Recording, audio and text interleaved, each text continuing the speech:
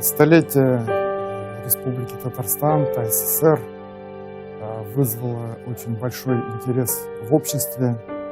И вопросы, которые сегодня звучат, почему именно юбилею Татарской Республики придается такое большое значение как со стороны органов государственной власти, так и со стороны общественности.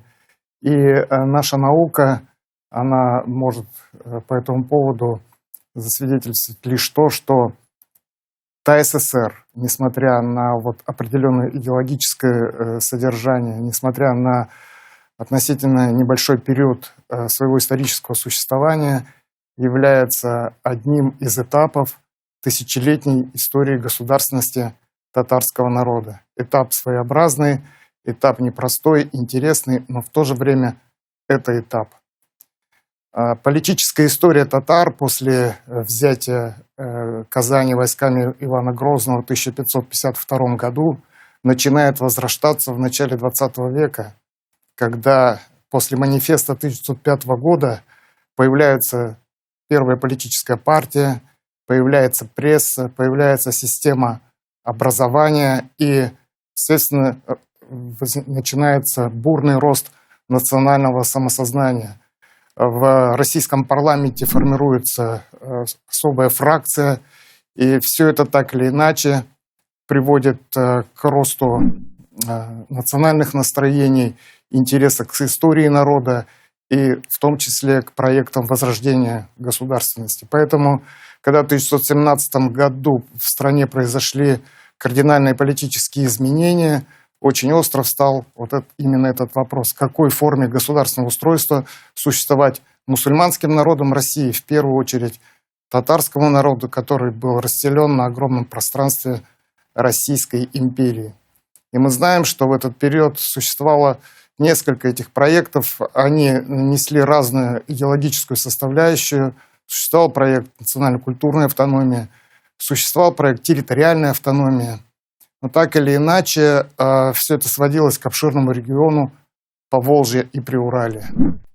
Однако в дальнейшем, в ходе гражданской войны, в ходе жестоких идеологических и военных столкновений, все эти проекты были переформатированы. И, например, от проекта Татаро-Башкирской республики, который чем-то напоминал проект Идель-Урал-штата, постепенно руководство Советской России стало приходить к мнению, что Татарстану и Башкортостану надо иметь отдельное автономное государственное образование. И в этом была велика роль Ленина. В январе 1920 года, уже после освобождения региона от белогвардейцев, остро встал вопрос о национальном самоопределении, о государственном устройстве этих территорий. Политбюро РКПБ провело специальное совещание по этому вопросу, где было принято принципиальное решение о создании автономной татарской социалистической советской республики. Была создана специальная комиссия, которую возглавил нарком по делам национальности Иосиф Виссарионович Сталин. И с января по март велась огромная работа по анализу социально-экономического положения этих регионов, по анализу будущего территориального обустройства Татарской Республики. И окончательное решение все же было принято Владимиром Ильичем Лениным, который 22 марта 1920 года встретился с тремя самыми видными коммунистами татарскими того времени. Это членом бюро Коммунистической организации народов Востока и редактором газеты ШЧ Бурханом Мансуровым, заместителем председателя этой организации Мирсаидом Султангалеевым и, собственно, председателем этой организации Сахибгараем Саидгалеевым. И Саидгалеев впоследствии вспоминал, что именно во время этой встречи Владимир Ильич Ленин поставил вопрос о создании отдельных республик, о сокращении территориально-татарской республики, которая бы уже не могла претендовать, предположим, на западные районы Башкортостана, вплоть до Уфы, как это планировалось в проекте Татаро-Башкирской республики 1919 года. Он объяснял это тем, что коммунистическая партия против всяческого шовинизма, и что все народы, они заслуживают своей территориальной автономии, и он предлагал именно создать ТССР в тех границах, в которых мы примерно сегодня ее и видим, за некоторым исключением. Наконец, вот во время этой встречи было принято решение окончательное уже создание татарской автономии, и 27 мая 1920 года вышел декрет ЦИКа о создании республики. Его подписал Ленин, Калинин и Янукидзе. Этот исторический документ, именно от этой даты мы начинаем историю нашей Советской Татарской Республики. Однако организационное оформление новой государственности, оно проходило еще несколько этапов. Согласно декрета, пункта 8 данного декрета, власть от губернских органов власти передавалась Революционному комитету республики, а это произошло 25 июня 1920 года, который и занялся конкретными организационными вопросами по подбору кадров в состав будущего правительства и в другие органы власти. И, наконец, 26 сентября 1920 года состоялся учредительный съезд Советов Республики, на котором был избран Татарский Центральный исполнительный комитет, парламент, во главе с известным уже нам Бурханом Мансуровым, Совет народных комиссаров во главе с Сахибгараем Саидгалеевым. Таким образом, были сформированы наркоматы министерства, был сформирован законодательный орган, и республика начала свое полноценное существование. Это были очень тяжелые годы, потому что в 1921 году в регионе разразился страшный голод, который был усугублен последствиями гражданской войны, хозяйственной разрухи, различными эпидемиями, была очень высокая смертность, не хватало продовольствия. И, к сожалению, вот этому первому составу руководства республики с трудом удавалось выравнивать эту ситуацию. И, учитывая вот эти катастрофические последствия, уже через год Сахибгарай Саидгалеев, председатель Совнаркома ТССР, был переведен на должность, на аналогичную должность в Крымскую автономию. И его место занял очень талантливый организатор Кашаф Мухтаров.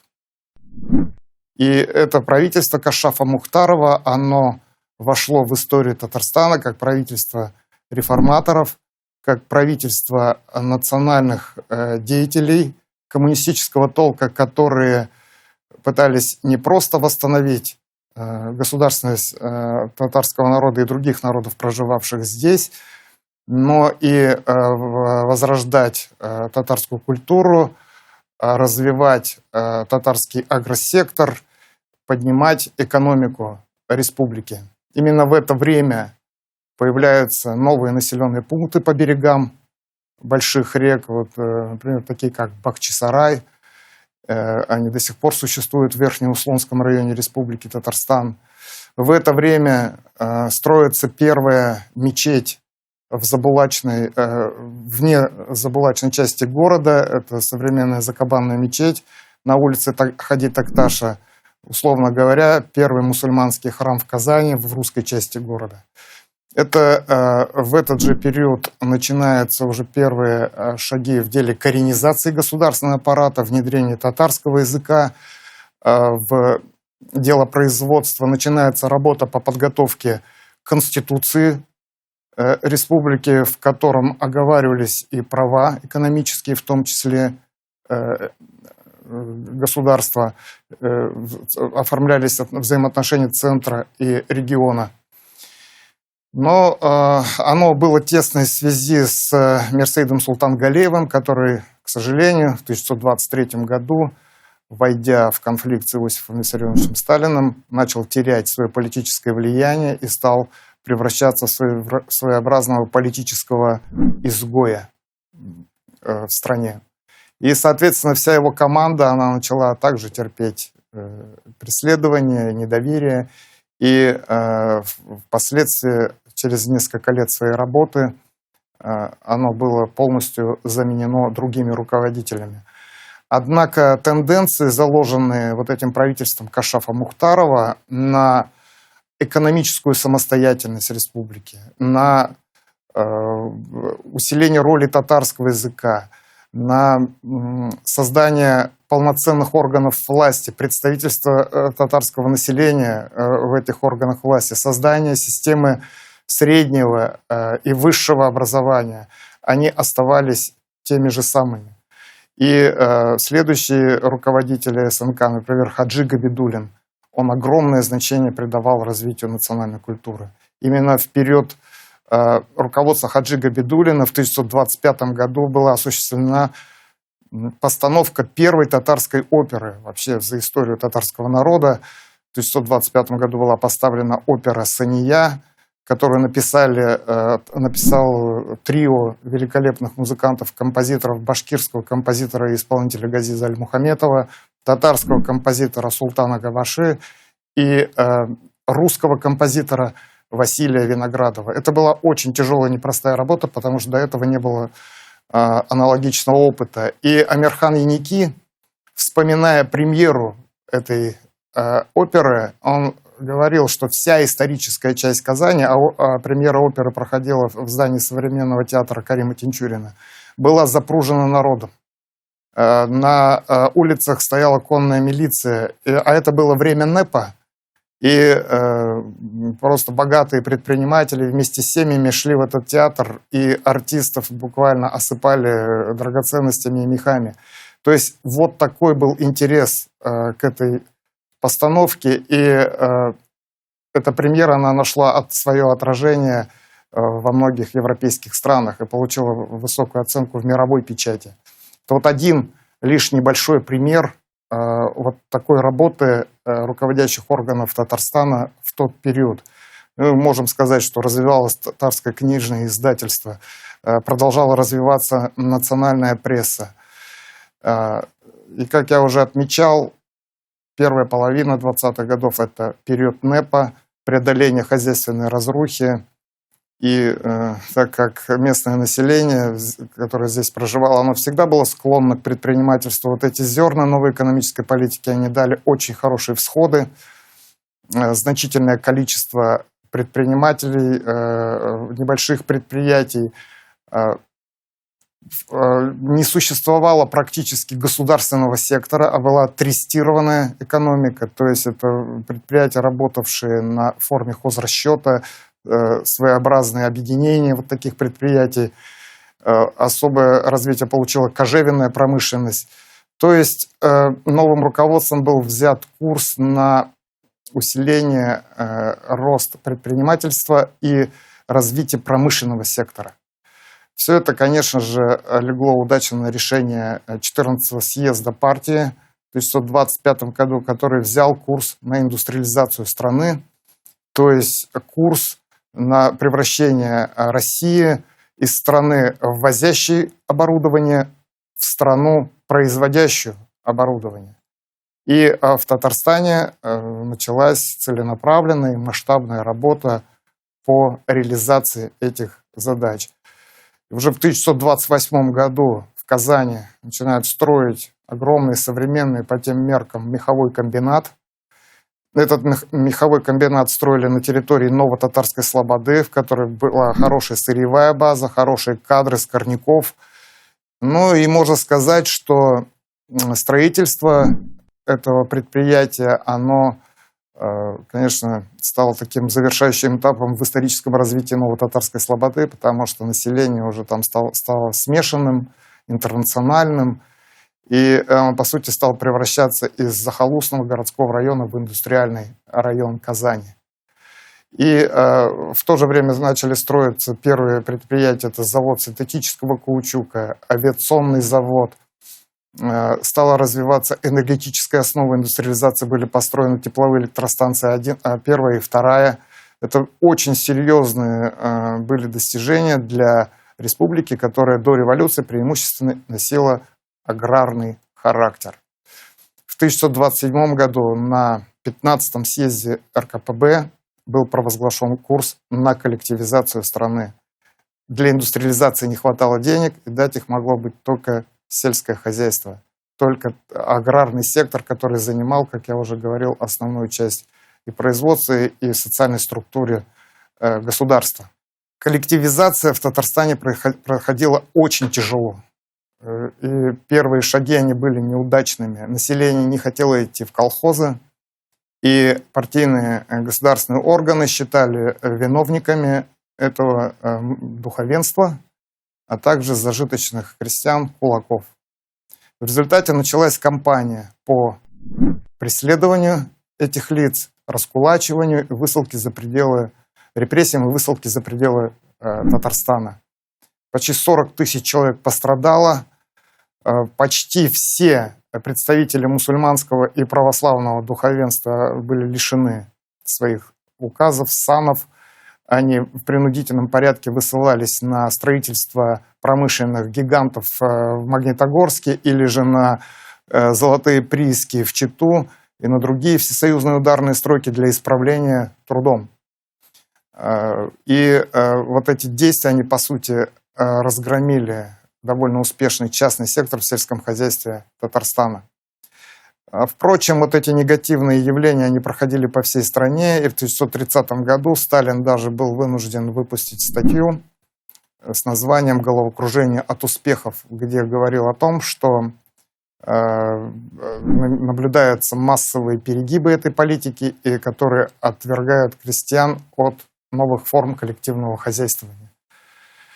И вот эти изменения в политике коллективизации, провозглашенные Сталином в начале 30-х годов, они дали положительные результаты. В сельское хозяйство стали вливаться большие финансовые средства, началась и механизация. Из больших городов были отправлены организаторы талантливые, 25-тысячники, которые возглавляли это движение. У крестьян появилась возможность, работая в этих коллективных хозяйствах, получать заработок. Жизнь стала улучшаться. И буквально в считанные годы крестьяне стали возвращаться в колхозы. И уже к концу первой пятилетки, это в 1933 году, коллективизация уже была практически в республике завершена.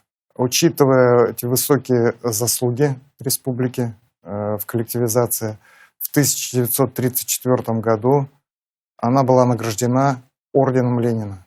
Это была первая награда татарской автономии за выдающиеся достижения в экономическом развитии. Мне хотелось бы здесь отметить вклад одного из руководителей Татарстана, работавшего в это время во главе правительства республики. Это Абрамов Киям Алимбекович, который возглавлял Совет народных комиссаров с 1930 по 1937 год. Именно на его плечи легла непосредственная работа по индустриализации и коллективизации ТАССР. В 1935 году, уже после награждения татарской автономии, Киям Алимбекович был также награжден орденом Ленина за выдающиеся организаторские заслуги во всех вот этих начинаниях. Орден Ленина – это высшая награда советского государства, учрежденная за особые заслуги в трудовой и военных областях. И ею награждались только лица, которые проявили себя в масштабах всего государства. Впоследствии существовала также награда Герой труда, впоследствии это Герой социалистического труда. Но, тем не менее, орден Ленина в 30-е годы это был высшей государственной наградой Советского Союза. Это очень высокий статус, и считанные лица были награждены этой наградой в тот период. И, конечно же, то, что и республика была награждена орденом Ленина, и руководитель Совета народных комиссаров, руководивший правительством в тот период, был награжден орденом Ленина, это, конечно же, подчеркивает особое внимание центральных властей к успехам Татарстана в тот период. К сожалению, в 1937 году этот, можно сказать, выдающийся организатор Киям Алимбекович Абрамов был несправедливо осужден и расстрелян. К слову, массовые политические репрессии коснулись нашей республики. И они, конечно же, очень сильно ударили в первую очередь по партийным кадрам и по управленческому звену республики. Были репрессированы фактически все руководители, стоявшие во главе Татарстана в 20-е годы. В том числе и Мирсаид Султан Галеев, в том числе и Сахибгарай Саид Галеев, и Хаджи Габидуллин, и Шагаран Шемарданов, и многие-многие другие руководители Совета народных комиссаров и татарского ВЦИК, известные коммунисты, ветераны Первой мировой и гражданской войн, настоящие патриоты своей страны. К сожалению, таковы реалии того драматичного и даже, можно сказать, трагического времени. Однако в 1937 году наступил новый этап в развитии как всей страны, так и республики. В этом году была принята Конституция ТССР. Это первая Конституция республики, так как проект Конституции 1924-26 годов, который был одобрен парламентом Татарстана, он не был согласован ЦИКом РСФСР. Есть разные мнения по этому поводу, но самое главное, он не был согласован потому, что в нем существовало положение об особых правах республики в экономической сфере. Это не встретило поддержки в центральных органах. Хотя точных документов по этому поводу не существует. В 1937 году республика получила первую свою конституцию. К этому времени, можно сказать уверенно, что ТССР превратилась в развитый индустриальный регион с довольно успешным коллективным хозяйствованием в агросекторе. Все это позволило в годы Великой Отечественной войны стать Татарстану надежной тыловой базой наших войск в борьбе с гитлеровской Германией. 700 тысяч татарстанцев ушли на фронты войны, вернулась из них только половина. Более 350 тысяч пали смертью храбрых на полях сражений. Множество героев Советского Союза дала республика. Всей стране известны имена Петра Гаврилова, Девятаева, Магубы Сыртлановой, Газинура Гафиатуллина и многих-многих других, которые проявили мужество и героизм, защищая советскую страну. Символом сопротивления фашизму стал образ Мусы Джалиля, поэта-героя, который в застенках гитлеровских остался верен присяге и своей стране. Мы, конечно же, и нынешние поколения гордятся и трудовыми достижениями Татарстана в эти годы, и военными подвигами земляков. Достаточно сказать, что масса эвакуированных промышленных предприятий, научных и других учреждений из центральных регионов, из крупных городов СССР нашли приют в Казани. За годы войны население города выросло более чем на 100 тысяч человек, и ряд оборонных предприятий, в первую очередь авиационных, они здесь получили прочную основу и создали своеобразный оборонный комплекс, который обслуживал интересы армии и занимался передовыми разработками, в том числе и в области ракетостроения. Известно, что здесь и трудился Королев, трудился Глушко. Это авторы, создатели советского ракетостроения и космонавтики. Послевоенный период в Татарстане также был очень трудным и болезненным, как и для всей страны. Он проходил тяжело, но тем не менее в короткие сроки хозяйство было восстановлено, несмотря на нехватку рабочих рук, потому что мы знаем, какие потери людские понесла республика. Но именно в это время начинается вторая волна промышленного развития, связанная с началом нефтедобычи в республике. И юго-восток Татарстана стал развиваться ускоренными темпами. Возникали новые промышленные города, сегодня всем известные Бугульма и Лениногорск, и Альметьевск. Некогда тихая патриархальная глубинка, она стала приобретать черты очень развитого современного индустриального региона. И, конечно же, вот эти массовый приезд на всесоюзные стройки, он, конечно же, способствовал созданию особой интернациональной среды в этом регионе. В 50-е, 60-е годы в связи с хрущевской оттепелью, в связи с 20-м съездом КПСС в Татарстане начинается ренессанс художественной литературы, всех форм профессионального искусства. У нас появляется множество замечательных поэтов, писателей, успешно работает национальный театр, возникает очень самобытная композиторская школа, а у нас ведь здесь действовала консерватория Казанская, в которой огромную работу проводил Назип Гаязович Жиганов.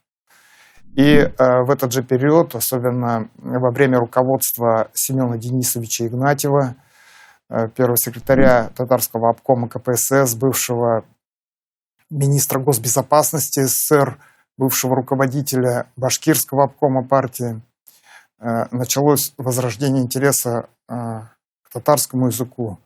Именно по инициативе Игнатьева в мае 1958 года был проведен пленум обкома КПСС, на котором было принято решение о поддержке татарской школы, о развитии этой сети, этих образовательных учреждений, снабжении их учебной литературой, методической литературой. Но, к сожалению, эти начинания руководители не встретили понимания в союзном центре, и он был снят со своей должности. И с 1960 года по 1979 год республикой руководил Фикрят Ахметжанович Табеев, известный партийный и государственный деятель, ученый, который внес выдающийся вклад в индустриальное, культурное, социальное развитие ТАССР. Именно при Табееве началось масштабное строительство нефтехимических предприятий, Казань-Оргсинтез, Нижнекамск, нефтехима. Именно при Табееве началось строительство КАМАЗа в набережных Челнах. И именно в этот период началось массовое жилищное строительство как в Казани, так и в других городах Татарстана. Мы, казанцы, знаем гостиницу «Татарстан», здание цирка, мы знаем районы Горки, мы знаем проспект Татарстан, который ведет из центра города к автовокзалу и речному порту. Это все было сделано по инициативе и при непосредственном участии Фикрята Ахметжановича. Казань превратилась и в солидный научный центр. Здесь существовали свои собственные физическая, химическая школа, которые работали на нужды оборонной промышленности, на нужды нефтяной промышленности. Здесь существовали довольно сильные гуманитарные научные школы.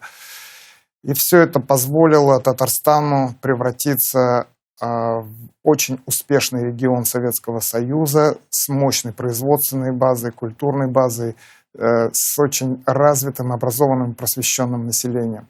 Именно вот эти успехи советского Татарстана, которые прошли с момента возникновения в 1920 году по 1990 год, стали основой для провозглашения Декларации о государственном суверенитете республики.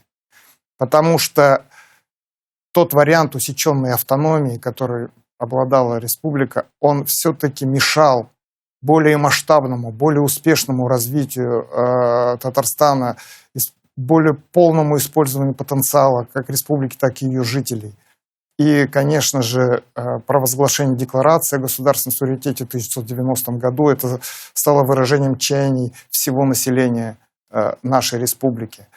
И вот та модель Татарстана, которую успешно долгие годы реализовывал первый президент Тимир Шарипович Шаймиев, она во многом учитывала достижения прошлых лет, и она опиралась вот на эту историческую преемственность, когда содружество народов, при содружестве конфессий достигаются выдающиеся успехи при таком довольно-таки эффективном использовании ресурсов.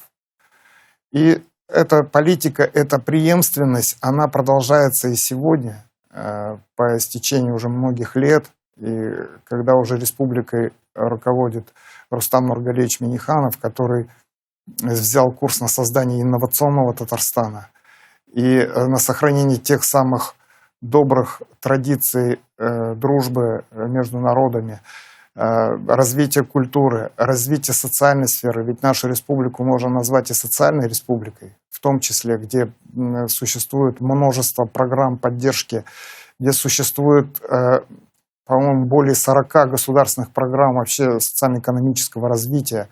И Татарстан сегодня это флагман экономического развития всей Российской Федерации. Не случайно здесь такой довольно успешный и передовой опыт реализации национальных проектов, которые провозглашены Владимиром Владимировичем Путиным. Таким образом, подытоживая вот этот краткий обзор истории советского Татарстана, еще раз подчеркнем, что это лишь один из этапов, это органичная часть тысячелетней истории нашей государственности. Она самобытная, она своеобразная, но тем не менее она очень важная, так как именно она создала тот фундамент, на котором зиждятся современные успехи и цели, мечты и планы современных татарстанцев.